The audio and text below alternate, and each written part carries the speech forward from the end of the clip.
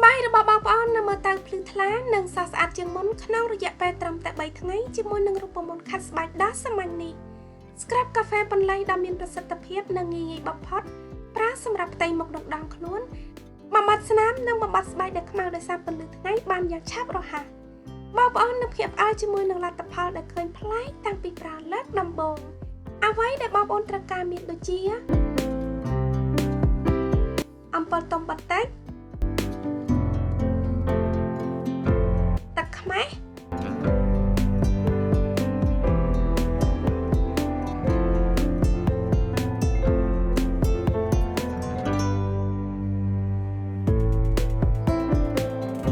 សម្គាល់រហូតដល់តែអំពិលទុំបាច់សាច់ចូលគ្នាបានល្អ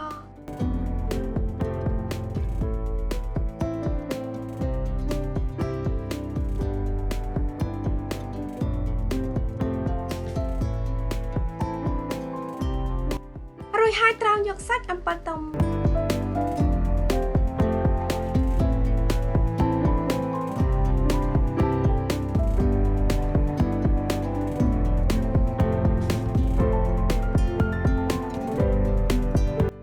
បន្ទាប់មកយើងត្រូវការកាហ្វេខ្មៅ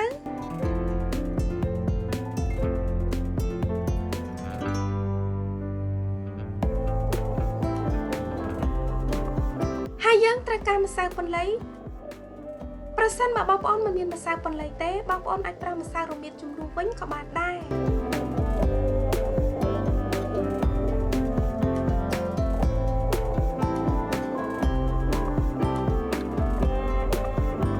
ហើយគ្រឿងផ្សំបន្តមកទៀតគឺហ្វូមលាងមុខ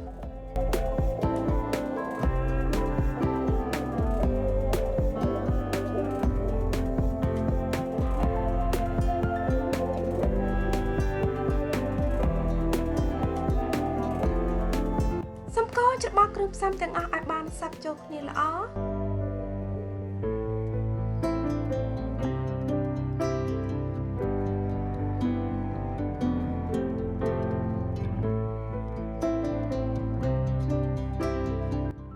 របៀបប្រើប្រាស់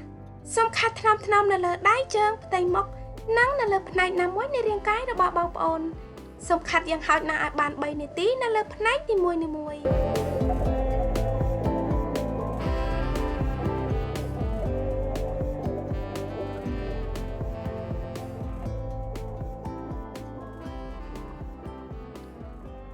សូមទុកចោលរយៈពេល10នាទីសម្រាប់ផ្ទៃមុខនិង15នាទីសម្រាប់ស្បែកដងខ្លួន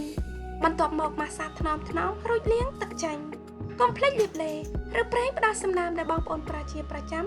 សម្រាប់លទ្ធផលកាន់តែប្រសើរครับសូមប្រើរូបមន្តនេះម្ដងក្នុងមួយថ្ងៃយ៉ាងហោចណាស់ឲ្យបាន3ថ្ងៃជាប់ៗគ្នាសម្រាប់លទ្ធផលឆាប់ៗ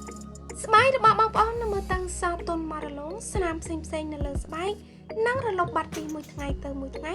ប្រសិនបើបងប្អូនបន្តប្រើរូបមន្តនេះជាប្រចាំធានាថាឃើញប្លែកតាំងពីការប្រើប្រាស់សប្តាហ៍ដំបូង